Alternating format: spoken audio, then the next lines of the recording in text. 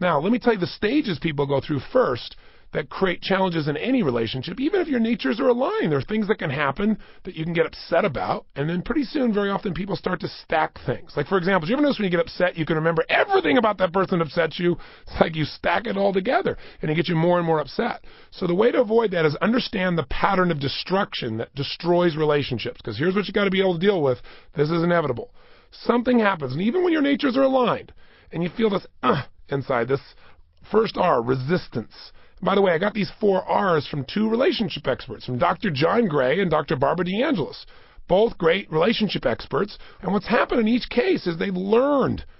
Part of life is learning. It's not about failure. If you're so afraid to fail, you're going to stay in a relationship where you really aren't connected anymore, where you really don't have the same natures, where neither person is fulfilled, but you're both hanging on because you don't want the economic loss or the emotional loss or the feeling like a failure or what people will think.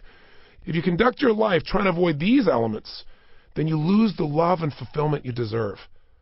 All fulfillment in life comes from self-honesty, and once you're honest, taking courageous steps. And courageous steps don't mean you're not fearful. It doesn't mean you don't have pain. It means you do it anyway because you know that in this lifetime you deserve to find that person you can share this life with at the deepest level. And to settle for less than that is to hurt you and to hurt the person you're with, because this person is not being fulfilled either.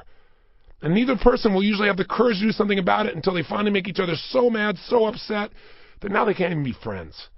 And you want to avoid that, because you obviously care about and love this person, or you wouldn't be in a relationship with them. So what are the elements that destroy? The first R, as I started to tell you, that came from them is resistance.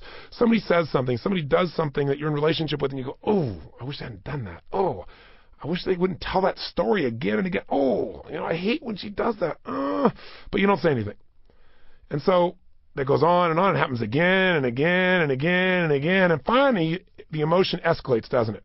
It eventually gets, after a period of weeks, months, years, or decades, it eventually gets to the point where you go, I resent this. Why do they always have to do this? And all of a sudden inside, the amount of emotion is not just resistance, but there's some anger there.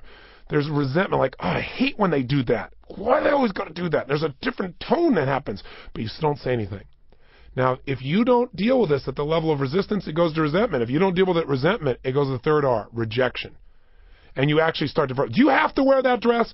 Do you have to always say that same stupid story? Why did you do that? In fact, this person's going to be looking at you like, why are you so overreacting? What's the deal here? You're going to look like the idiot, because you're no longer actually reacting to the moment. You're reacting to all these stacked resistance and resentments. Does that make sense?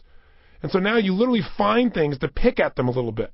And they get really irritated. What does that do for them? It makes them have resistance and resentment, and pretty soon, maybe they're rejecting you too, if not overtly, covertly. Maybe with other people, maybe with their friends. They get their girlfriends together or their guys, and they say, you know what she always does? You know my old lady does? You know what he does to me, my old man?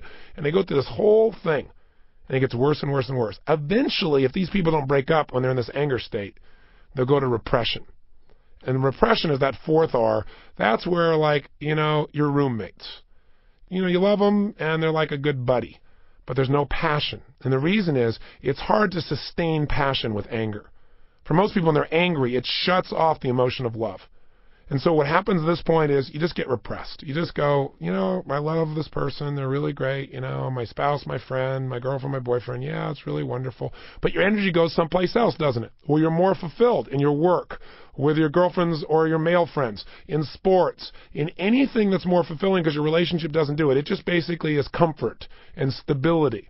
But comfort and stability is not the same thing as intimacy. And it's certainly not the same thing as fulfillment. So if you're in this example, it's time to step up. It's time to step up, and you know it. So you've got to make a decision. And if you're listening to this tape and you know somebody you care about who's in this place of repression, then you got to help them out. Get them to listen to this. Talk to them. Have an honest conversation.